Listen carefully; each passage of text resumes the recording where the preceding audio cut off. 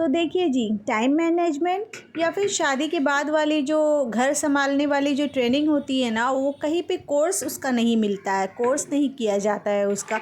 वो हम घर से ही सीखते हैं, हम अपने बड़ों से सीखते हैं, चाहे अपने माँ से या फिर घर में जो बड़ी बहनें होती है ना, उन लोगों से ही सीखा जाता है। उसका अलग से कोई कोर्स नहीं होता है। तो इसलिए मैं आपको आज कुछ फ़िलॉज़ॉफ़ी बातें या फिर कुछ मतलब कि मैं कोई फ़िलोज़ोफ़र नहीं हूँ जो आपको इस तरीके की बातें कहूँगी, जो मेरे लाइफ का एक्सपीरियंस है, जो मैंने सीखा है और जो मैं अपनाती हूँ, वही सारा कुछ आज आपसे शेयर करूँगी। जो कि अगर आप लोग ना न्यूली मैरिड है ना, तो आप लोग के लिए बहुत हेल्पफुल होगा ये वीडियो। या फिर अच्छे से टाइम मैनेजमेंट आपका नहीं हो पाता, काम तो कर रही हैं लेकिन टाइम मैनेजमेंट नहीं हो पा रहा है, कैसे कब क्या काम करें नहीं करें इसी में कन्फ्यूजन में है आप, तो फिर आपके लिए ये बहुत ही अच्छी वीडियो है जिसे आपने क्लिक किया है। So let start the video. अस्सलामु अलैकुम and welcome back again. Hope you are doing good, I am also good अल्हम्दुलिल्लाह। तो जैसे कि व्लॉग स्टार्ट हो रहा है अर्ली मॉर्निंग से और मैं ब्रेकफास्ट बना रही हूँ। ब्रेकफास्ट के लिए आज चना बनाऊँगी और साथ में मतलब कि छोले और पूड़ी आज बनाने वाली हूँ। तो चलिए फटाफट से ब्रेकफास्ट बना लेती हूँ और साथ ही साथ आपके साथ कुछ बातें भी शेयर करती हूँ। तो मेरा कहना यही है ना, मेरा एक्सपीरियंस लाइफ के साथ ये रहा, क्योंकि आज मेरा मतलब शादी का समझिए कि अल्हम्दुलिल्लाह 13 इयर्स कंप्लीट हो चुके हैं। तो 13 इयर्स में मैंने यही सीखा है कि अगर हम लोग अपने लाइफ को अगर अच्छे से हम लोगों को चलाना है ना, तो उसे हम लोगों को अच्छे से सबसे पहले मैनेजमेंट करना पड़ेगा। जी हाँ, लाइफ अगर मैनेज हम लोग नहीं करेंगे ना, कोई भी चीज़ सही से नहीं होगा, ढंग से नहीं होगा। तो इसलिए सबसे पहला लाइफ का यही रूल है ना कि आप अच्छे से टाइम को मैनेज करें। तो टाइम मैनेज अगर करेंगे हम लोग, सारा काम भी अच्छे से होगा, कंप्लीटली टाइम पे होगा और साथ ही साथ ना आप एकदम मतलब कि पुरसुकून रहेंगे, हर वक्त आप काम में उलझे हुए नहीं रहेंगे। तो मेरा रूल तो शुरू से यही रहा है ना कि जब भी आपको जैसे कि नेक्स्ट डे कुछ काम करनी है, ठीक है, तो आज आप रात में उसकी तैयारी कर लें। तैयारी कैसी करनी है, आपको सिर्फ माइंड में सोचना नहीं है, आपको एक डायरी में नोट कर लेना है। अगर हम लोग डायरी में या किसी भी चीज़ में नोट करते हैं ना, वो हमारे माइंड को क्लिक करता रहता है। तो इस वजह से सिर्फ लिखना ही सिर्फ सोचना ही काफ़ी नहीं होगा, उसे लिखना बहुत ज़्यादा इम्पॉर्टेंट होता है। क्योंकि आप लोग ये जानती होंगी, और अगर जब हम लोग एग्ज़ाम देते थे ना, तो उस वक्त हम लोग जब किसी भी चीज़ को, किसी भी आंसर्स को लर्न करते थे, वो सिर्फ लर्न करना ज़रूरी नहीं होता है, मतलब पूरा परफेक्ट से हम लोगों को याद नहीं हो जाता है। जो हम लोग अगर वो उससे लर्न करने के बाद हम लोग उसे लिख लेते हैं कहीं पे, वो हमारे माइंड में ज़्यादा अच्छे से सेट हो जाता है। ये से शायद आप लोग भी वाकिफ़ होंगे। तो इसलिए फ्रेंड्स, आप लोगों को ना पहले से लिख लेना है। कल क्या करना है ना, उसे पहले से नोट डाउन कर लीजिए। फिर उसके बाद ये भी आपको नोट डाउन करना है कि आपके मतलब सबसे पहले किचन में देखना है आपको कि क्या क्या चीज़ें जो है मेरी वो फिनिश हो गई है। घर के जो सामानें होती है, राशन वगैरह जो होते हैं ना, वो क्या क्या फिनिश हो गया, उसे आप नोट डाउन करें। एक साइड में आप किचन लिखे, एक साइड में बाथरूम लिखे, और मतलब कि जो एक्स्ट्रास एक साइड में लिखे, जो एक्स्ट्रा चीज़ें मंगानी है वो। तो जो किचन वाली चीज़ें हैं वो राशन वगैरह हो जाएगा, जो बाथरूम और टॉयलेट्स वाली जो चीज़ें हैं वो बाथरूम साइड में लिख दीजिए। और एक्स्ट्रा जो सामानें हैं ना, जैसे कि कभी कभी हम लोगों के मतलब कि झाड़ू ख़राब हो गया वो मंगाना है, मॉप ख़राब हो गया वो मंगाना है, वो एक्स्ट्रा में लिखिए। तो इससे क्या होगा ना, आपके ऊपर काम का बर्डन नहीं होगा, आपका माइंड पहले से सेट रहेगा कि मुझे कल क्या क्या करना है, क्या क्या काम करने हैं, क्या क्या खाना बनाना है, और क्या क्या चीज़ें जो ख़त्म हो गई उसे मंगाना है। तो ये सारा चीज़ आपके माइंड में सेट रहेगा, तो टाइम जो है ना बहुत ही अच्छे से आपका मैनेज हो जाएगा।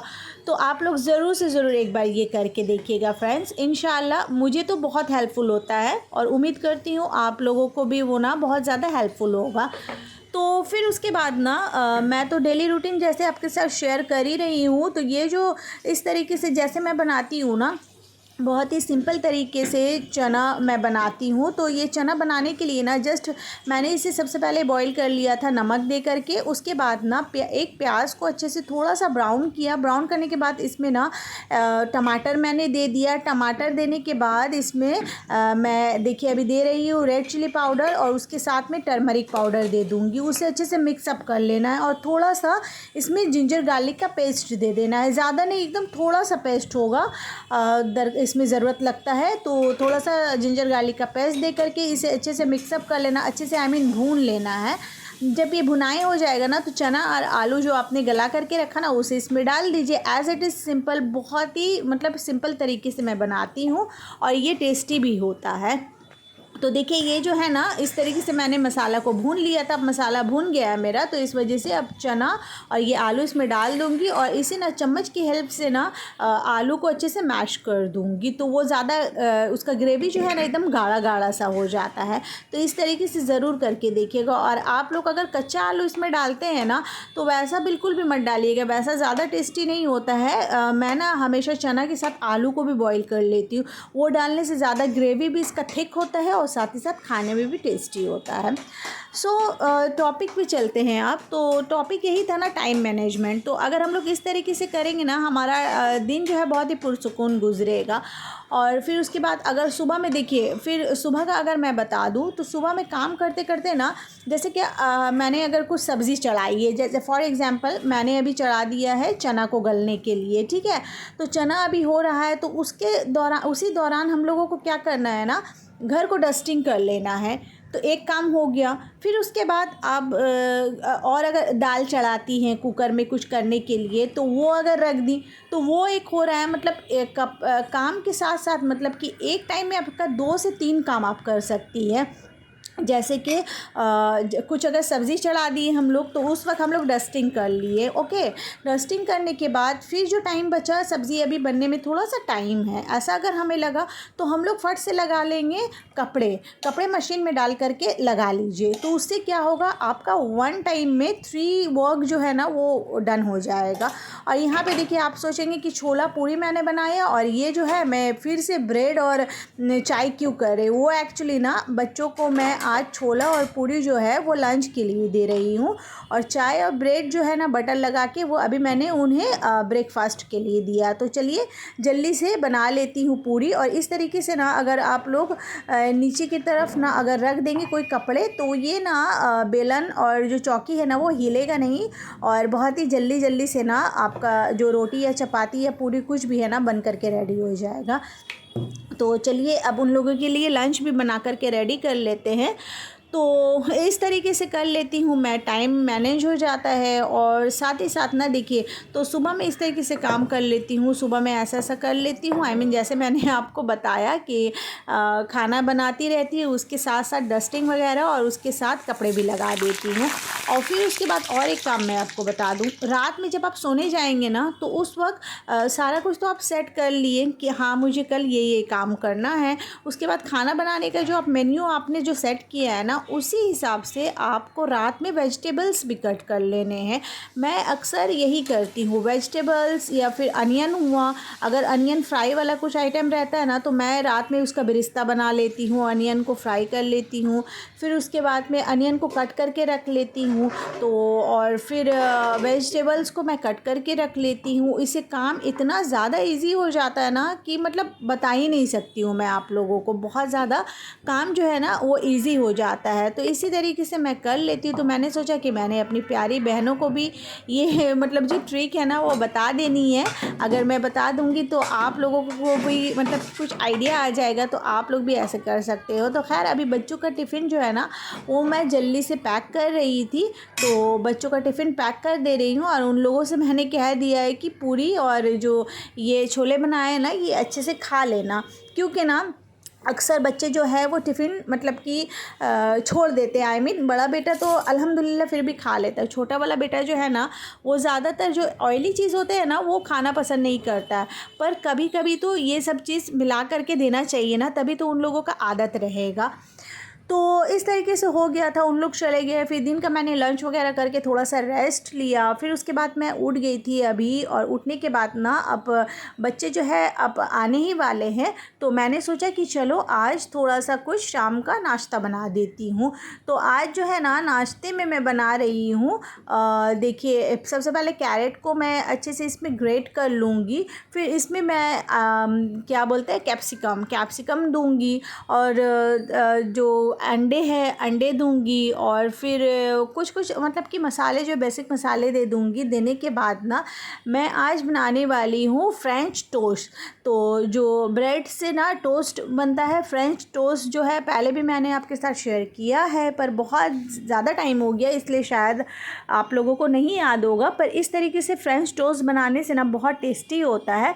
वैसे तो नॉर्मल फ्रेंच टोस्ट जो बनता है ना, वो बस अंडे में थोड़ा सा नमक और थोड़ा चीनी, और उसके साथ थोड़ा काली मिर्च का पाउडर और थोड़ा दूध दे करके अंडे में अच्छे से उसको फेंट लेना होता है। फिर उसके बाद सभी एक एक करके ना ब्रेड को डिप कर करके उसमें, और उसे टोस्ट कर लिया जाता है। तो वो सिंपल वाला हो गया। और ये जो मैं बना रही हूँ ना, ये ना बहुत टेस्टी वाला होता है। ये जो है ये मतलब वो भी टेस्टी होता है, पर ये वेजिटेबल्स इसमें आ जा रहे हैं तो हेल्दी ज़्यादा हो गया ये।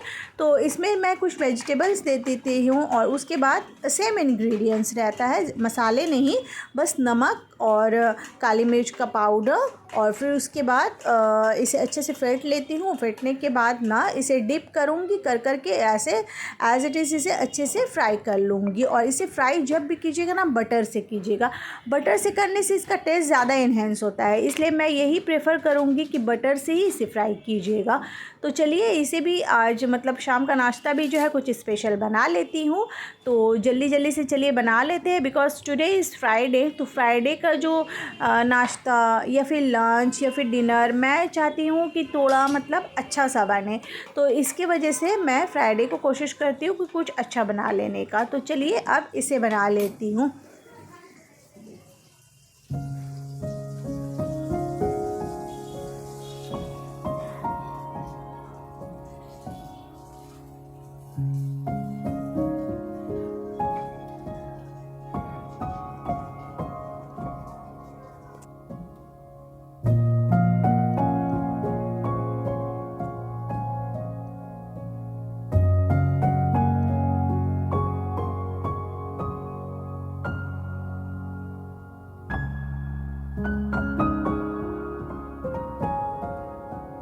उसके बाद ना फ्रेंड्स जब ये रेडी हो गया था, तो इसमें मैंने स्वीट कॉर्न थोड़े दे दिए थे, और उसके बाद ना चीज़ को मैंने इसमें अच्छे से ग्रेट करके दे दिया था इस तरीके से। तो ये बहुत ज़्यादा टेस्टी हुआ था। एक बार ज़रूर आप इसे ट्राई कीजिएगा, तो आप लोगों को भी समझ में आ जाएगा। इसका टेस्ट जो है ना बिल्कुल पिज़्ज़ा की तरह लग रहा था, पर मेरे पास ना ऑर्गेनो जो होता है ना मतलब कि सिजलिंग, वो नहीं था। अगर वो देने से और भी ज़्यादा एकदम पिज़्ज़ा वाला टेस्ट आता है। उसके बाद चाय वगैरह हम लोगों ने पीना था, तो चाय भी बना लिया है मैंने। तो चलिए जल्दी जल्दी से चाय भी सर्व करती हूँ, उसके बाद रात का जो डिनर है वो भी बना लेना होगा।